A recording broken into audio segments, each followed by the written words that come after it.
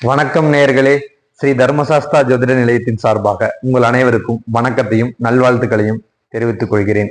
நீண்ட நாள் கழித்து உங்களை எல்லாம் சந்திப்பதில் மிக்க மகிழ்ச்சி.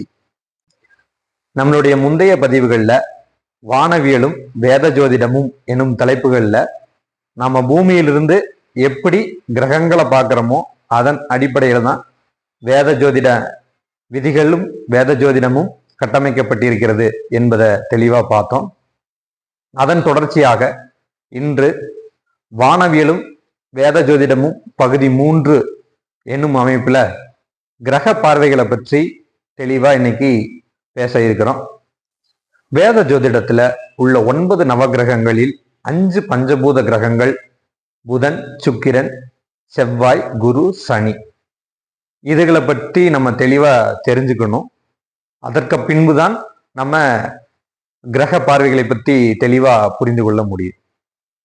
குறிப்பா நீங்க அனைவரும் கேள்விப்பட்டிருப்பீங்க, குரு பார்க்க கோடி நன்மை, செவ்வாய் பார்வை, சனி பார்வை சாதகமற்ற தன்மைகளை செய்யும், இப்படி நிறைய வாசகங்களை நீங்க கேள்விப்பட்டிருப்பீங்க. ஆனா சுக்கிர பார்வை, புதன் பார்வையை பற்றி பெரிய அளவு நீங்க எங்கேயும் கேள்விப்பட்டிருக்கிறதுக்கு வாய்ப்புகள் இல்லை. அதற்கு என்ன காரணம்? பஞ்சபூத கிரகங்கள்ல 2 வகையா பிரிக்க முடியும் நம்மால. ஒன்று வெளிவட்ட கிரகங்கள், செவ்வாய், குரு, சனி. இந்த 3ம் பஞ்சபூத கிரகங்கள்ல வெளிவட்ட கிரகங்கள். சுக்கிரன், புதன் ஆகிய 2ம் பஞ்சபூத கிரகங்கள்ல உள்வட்ட கிரகங்கள். அப்படி பார்க்கையில ஏன் இந்த உள்வட்ட கிரகங்களுக்கு பார்வை அமைப்பு இல்லை, வெளிவட்ட கிரகங்களுக்கு பார்வை அமைப்பு இருக்கிறது? நம்ம ஜாதகத்துல செவ்வாய் இருக்கும் இடத்திலிருந்து 4ஆம் இடத்தை பார்க்கும். அதாவது எந்த இடத்துல செவ்வாய் இருக்குதோ அதுல இருந்து எண்ணினீங்கன்னா, அது 1ன்னு எடுத்துட்டு எண்ணினீங்கன்னா அங்கிருந்து 4ஆம் கட்டத்தை, 4ஆம் பாவகத்தை செவ்வாய் பார்க்கும். பின்பு 7ஆம் பாவகத்தை பார்க்கும். நேர் எதிரே உள்ள பாவகமான 7ஆம் பாவகத்தை பார்க்கும். பின்பு 8ஆம் பாவகத்தை பார்க்கும். அதே போன்றுதான் குருவுக்கு 5, 7, 9 பாவகங்களை தான் இருக்கும் பாவங்களிலிருந்து குரு பார்க்கும். சனி தான் இருக்கும் பாவகத்திலிருந்து 3, 7, 10 ஆகிய பாவகங்களை பார்க்கும். இது போன்று ஏன் சுக்கிரன், புதன் ஆகிய 2 பஞ்சபூத கிரகங்களுக்கு மட்டும் நாம் சொல்லவில்லை என்பதை தெளிவா நம்ம பார்க்க இருக்கிறோம். நாம் இதுக்கு முன்னதாகவே பதிவிட்டிருந்த சில வீடியோக்கள்ல தெளிவா சொல்லியிருக்கிறோம். வேத ஜோதிடம் கட்டமைப்பு என்பது பூமியிலிருந்து நாம் எவ்வாறு கிரகங்களை பார்க்கிறோமோ அதன் நகர்வுகளை பொறுத்து, அது எவ்வாறு நகர்கிறதோ எவ்வாறு இருக்கிறதோ அதை பொறுத்து தான் வேத ஜோதிடம் கட்டமைக்கப்பட்டிருக்கிறது என்பதை தெளிவா பார்த்திருக்கிறோம். அதன் அடிப்படையில இப்ப நம்ம பூமியிலிருந்து சுக்கிரனையோ புதனையோ நம்ம பார்க்கிறோம் அப்படிங்கிற ஒரு அடிப்படையில் எடுத்துக்கங்க. இப்ப உங்களுக்கு தெரியல ஒரு ஜாதகம் வரும், அது இன்றைய ராசி கட்டம் அப்படி ஜாதகம் வரும். உங்க ஜாதகத்தையும் இதுக்கு எடுத்துக்காட்டையா எடுத்துக்கலாம். எந்த ஒரு ஜாதக கட்டத்தை எடுத்துட்டீங்கனாலும் சூரியனோட பக்கத்துல சுக்கிரனும் புதனும் இருக்கும். சூரியனை விட்டு 28 டிகிரி புதன் மிகாது, முன்னதாகவோ பின்னதாகவோ. ஒன்னா முன்னாடி கட்டத்துல இருக்கும் புதன், இல்லாட்டி பின்னாடி கட்டத்துல இருக்கும். சூரியனுக்கு முன்னதாக இருக்கும் அல்லது பின்னதாக இருக்கும். சுக்கிரனை பொறுத்தளவுக்கு பாத்தீங்க அப்படின்னா 47 டிகிரிக்கு மிகாது. சூரியனுக்கு முன்னதாகவோ பின்னதாகவோ 47 டிகிரிக்கு மிகாது. இந்த ஒரு அமைப்பு எதனால உருவாகுது அப்படின்னா, நாம பூமியிலிருந்து பார்க்கும்போது உள்வட்ட கிரகங்களான சுக்கிரனும் புதனும் எப்போதும் சூரியன் அருகில் இருப்பது போன்றே தோன்றும். நம்ம பூமியிலிருந்து பார்க்கிறப்ப எப்ப பார்த்தாலும் சூரியனுக்கு பக்கத்துலதான் சுக்கிரனும் புதனும் வானத்துல இருக்கும். இப்படி இருக்கிறதுனால எப்போதுமே ஜாதக கட்டங்கள்லையும் சூரியனுக்கு அருகிலேயே புதனும் சுக்கிரனும் இருக்கும். புதன் 28 டிகிரிக்கு மிகாது, சுக்கிரன் 48 டிகிரிக்கு மிகாமலேயே இருக்கும் சூரியனிடமிருந்து. அதே வெளிவட்ட கிரகங்களை எடுத்துட்டீங்கன்னா செவ்வாய், குரு, சனி, இந்த வெளிவட்ட கிரகங்களை எடுத்துட்டீங்கன்னா நம்ம பூமியிலிருந்து பார்க்கிறப்ப சூரியனுக்கு சமசப்தம அமைப்பை ஏற்படுத்த முடியும். சமசப்தம அமைப்புனா சூரியனுக்கு நேர் 7ல குரு இருக்கிற மாதிரி அமைப்பு வரலாம், சூரியனோடவே இருக்கும் அமைப்புல வரலாம், 200 டிகிரி சூரியனிலிருந்து தள்ளி இருக்கக்கூடிய அமைப்பு வரலாம். இப்படி எந்த ஒரு டிகிரி அமைப்பையும் வெளிவட்ட கிரகங்கள்னால சூரியனிலிருந்து எடுத்துக்க முடியும். நம்ம பூமியிலிருந்து பார்க்கிறப்ப சூரியனிடமிருந்து வெளிவட்ட கிரகங்கள் எத்தனை டிகிரி வேணாலும் பறந்து விரிந்து இருக்க முடியும். 360 டிகிரியில் எங்க வேணாலும் இருக்கலாம். உள்வட்ட கிரகங்கள் சூரியனை விட்டு ஒரு குறிப்பிட்ட டிகிரிக்கு மேல தாண்டி போக முடியறது இல்லை. அதனால் அதுல மற்ற கோண அமைப்புகளை அந்த கிரகங்களால ஏற்படுத்த முடியாது. ஆனா வெளிவட்ட கிரகங்களுக்கு ஒரு சூரியனிலிருந்து எந்த ஒரு டிகிரி அமைப்பும் அதனால் எடுத்துக்கொள்ள இயல்பாகவே முடியும். நம்ம பூமியிலிருந்து பார்க்கிறப்ப இந்த பார்வை அனைத்தும் நம்ம பூமியிலிருந்து பார்க்கிறப்ப இப்ப செவ்வாய் 90 டிகிரியில இருக்க முடியும், சூரியனிலிருந்து 90 டிகிரியில இருக்க முடியும், சூரியனிலிருந்து 180 டிகிரியில இருக்க முடியும், சூரியனிலிருந்து 210 டிகிரியில இருக்க முடியும். இப்படி எந்த டிகிரியில வேணாலும் இருக்க முடியும். அதனால வெளிவட்ட கிரகங்களுக்கு பார்வை அமைப்பும் இருக்கிறது.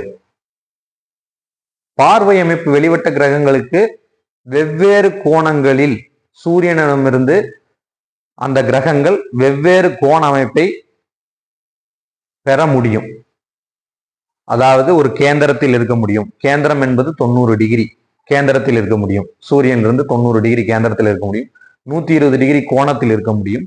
210 டிகிரி அஷ்டமத்தில் இருக்க முடியும் சூரியனிலிருந்து. இப்படி உங்களுக்கு வெளிவட்ட கிரகங்கள் சூரியனிலிருந்து பல்வேறு கோண அமைப்பை ஏற்படுத்த வல்லமை கொண்டது நம்ம பூமியிலிருந்து பார்க்கிறப்ப. அதே உள்வட்ட கிரகங்கள் சூரியனுக்கு பக்கத்திலேயே இருக்கிற மாதிரியான அமைப்பு, சூரியனிலிருந்து ஒரு குறிப்பிட்ட டிகிரி தாண்டி வர முடியாததுனால நம்ம பார்க்கிறப்ப அது போகாது. அதனால அவைகள் பார்வை கோணங்களை பெரிதா நம்ம எடுத்துக்கிறது கிடையாது. வேறு கோண அமைப்புகளும் சூரியனிலிருந்து அவைகள்னால உண்டாக்க முடியாது. ஆதலால் வெளிவட்ட கிரகங்களுக்கு பார்வை அமைப்புகளை கொடுக்கிறோம். இது ஒரு புறம் இருக்க, செவ்வாய்க்கு இருக்கும் இடத்திலிருந்து தான் இருக்கும் இடத்திலிருந்து 4, 7, 8 ஆகிய பாவங்களை பார்க்க முடியும்னு சொன்னோம். குரு 5, 7, 9 ஆகிய பாவங்களை தான் இருக்கும் இடத்திலிருந்து பார்க்க முடியும்னு சொன்னோம். அதே போன்று சனி தான் இருக்கும் இடத்திலிருந்து 3, 7, 10 ஆகிய பாவங்களை பார்க்க முடியும்னு சொன்னோம். இந்த அமைப்பு எப்படி கொடுத்தாங்க, இதை எப்படி கொடுத்தாங்க, இதுல பல்வேறு கருத்துக்கள் நிலவுது. நான் எனக்கு தெரிந்த கருத்துக்களை இந்த பகுதியில பதிவு பண்றேன். இந்த கருத்துக்கள் மாற்றத்துக்கும் உட்பட்டது. எனக்கு தெரிந்த அளவுக்கு, நான் படித்த அளவுக்கு உள்ள கருத்துக்களை இந்த இடத்துல நான் சொல்ல விரும்புறேன். ஒரு கிரக பார்வை 3 இடத்துல பூமி மேல விழுகிறதுக்கான வாய்ப்பு இருக்குதா அப்படிங்கிற ஒரு அமைப்பை நம்ம யோசிக்க வேண்டிய நிலை இருக்கிறது. நம்ம பூமியிலிருந்து பார்க்கும்போது செவ்வாய் கிரகத்தை எடுத்துக்காட்டுக்கு எடுத்துட்டோம்னா, நம்ம இப்போ பூமியிலிருந்து பார்க்கும்போது செவ்வாய் மக நட்சத்திரத்தில் இருப்பது போல் தெரியும். மக நட்சத்திரத்தின் மீது அமர்ந்திருப்பது போல் தெரியும். இந்தியாவில இருந்து நம்ம பார்த்தோம்னாலும் அப்படிதான் தெரியும். அமெரிக்கால இருந்து நம்ம பார்த்தோம்னாலும் அப்படிதான் தெரியும். ஸோ நமக்கு ஒரு செவ்வாய் தான் தெரியுது. ஒரே ஒரு செவ்வாய் தான் நம்ம கண்ணுக்கு தெரியும். ஒரே ஒரு குரு தான் தெரியும். இப்ப நம்ம இங்கிருந்து குருவை பார்த்தோம்னா மிதுன ராசியின் மீது இருப்பது போன்றுதான் தெரியும். யூஎஸ்ல இருந்து பார்த்தாலும் அதே நிலைமையில் தான் தெரியும். அப்ப நம்ம பார்ப்பது ஒரு கிரகம் தான், நம்மை பார்ப்பதும் ஒரு கிரகம் தான். பின்பெப்படி 3 பார்வைகள் அப்படிங்கிறத நம்ம யோசித்து பார்க்க வேண்டியது இருக்கு. உண்மையாலுமே 3 புள்ளிகளாக குருவிலிருந்து வரும் ஒளி 3 பிரிவுகளாக பிரிந்து பூமியின் மீது தாக்கத்தை ஏற்படுத்துமா? இல்லை. அதுக்கு பிராக்டிக்கலா சயின்டிபிக்கலா பாசிபிலிட்டி இல்லை. ஒரே ஒரு ஒளி தான் பூமியின் மீது குருவின் ஒளி விழும். இந்த சூரியனோட வெவ்வேறு கோண அமைப்பை ஏற்படுத்தக்கூடிய இந்த வெளிவட்ட கிரகங்கள் தன் தன்மைகளுக்கேற்ப பிற பாவங்களை தொடர்பு கொள்ளுது அப்படிங்கிறது தான் உண்மை. அப்படிங்கிறதான் நான் புத்தகங்கள் இருந்து படித்தது, நான் தெரிஞ்சுக்கிட்டது. அதாவது எடுத்துக்காட்டிற்கு குரு அப்படிங்கிற ஒரு கிரகத்தை எடுத்துட்டோம்னா, குருவின் கிரகத்துடைய தன்மைகள் என்ன அப்படின்னு பார்த்தோம் அப்படின்னா, ஒழுக்கம், பதவி, நல்லது, அதிர்ஷ்டம், இது குழந்தைகள், இப்படி ஆன்மீகம், இப்படி கொடுக்கக்கூடிய அமைப்பு குருவினுடைய தன்மைகள். அப்ப பாவக அமைப்புல ஒரு ஜாதகத்துல 5ஆம் பாவகம் எதெல்லாம் கொடுக்கும் அப்படின்னு சொல்லி நம்ம பார்த்தோம் அப்படின்னா, குழந்தைகளை கொடுக்கும், நல்லொழுக்கத்தை கொடுக்கும், பதவியை கொடுக்கும். 9ஆம் பாவகம் எதை கொடுக்கும் அப்படின்னு கேட்டோம்னா, பாக்கியத்தை கொடுக்கும், முன்னோர்களை குறிக்கும், பூஜை புனஸ்காரங்கள், கோயில் வழிபாடுகளை குறிக்கும். ஆக தன் தன்மைக்கேற்ப, அதாவது குருவின் தன்மைக்கேற்ப, அதோட தன்மைக்கேற்ப அந்த பாவகங்களை அது தொடர்பு கொள்கிறது. 5ஆம் பாவகத்தை தொடர்பு கொள்ளும், 9ஆம் பாவகத்தையும் தொடர்பு கொள்ளும். அப்படிங்கிற அமைப்புல தான் குருவின் பார்வை 5ஆம் பாவகத்திற்கும் 9ஆம் பாவகத்திற்கும் கொடுக்கப்பட்டிருக்கிறது. அதுபோன்று செவ்வாயின் பார்வையை எடுத்தால், செவ்வாய் படைத்தளபதி, தாக்குதலுக்குரியவன். முதல் தாக்குதல் ஷார்ப்பாக, கூர்மையாக தாக்குதல் கொண்டது. 90 டிகிரி என்பது ஒரு கேந்திர அமைப்பு, ஷார்ப்பான ஒரு முனையை குறிக்கக்கூடியது, ஷார்ப்பான தாக்குதலை ஏற்படுத்தக்கூடியவன்.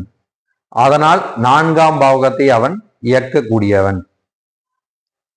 அது மட்டும் இல்லாமல் 8ஆம் பார்வை என்பது மறைந்திருந்து தாக்குதல் நடத்தக்கூடியவனும் செவ்வாய். இராணுவ அமைப்புகள் எல்லாம் பார்த்தீங்கன்னா மறைஞ்சிருந்து தாக்குதல் நடத்துறதும் செவ்வாயோட அமைப்பு. அதனால் 8ஆம் பார்வையையும் செவ்வாய்க்கு கொடுத்துள்ளார்கள். அதன் தன்மைக்கேற்ப, செவ்வாயின் தன்மைக்கேற்ப அதன் பார்வையை கொடுத்துள்ளார்கள் என்பதுதான் உண்மை. அதுபோன்று சனியின் பார்வை, சனி 3, 7, 10 ஆகிய இடங்களை தான் இருக்கும் இடத்திலிருந்து தொடர்பு கொள்ளும். அப்படி பார்க்கையில 3ஆம் இடம் அப்படிங்கிறது முயற்சி, திரும்ப திரும்ப முயற்சி செய்து கொண்டே இருக்கிறது.